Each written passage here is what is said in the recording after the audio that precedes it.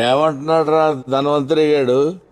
నీకు నాకు వాడికి తెలియని టెస్ట్లు ఏమన్నా చేయించాలంటున్నాడా ఏంటి? ఈ హాస్పిటల్ వాళ్ళంతా మన మీదనే బతికేస్తున్నారు రా.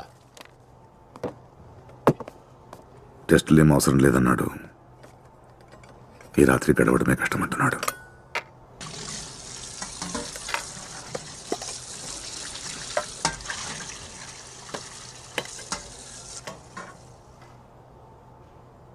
దొంగ నా కొడక, నా దగ్గరే యాక్ట్ చేస్తున్నావురా? ఒక్క నిమిషం గుండె ఆగిపోయినంత పనైందిరా.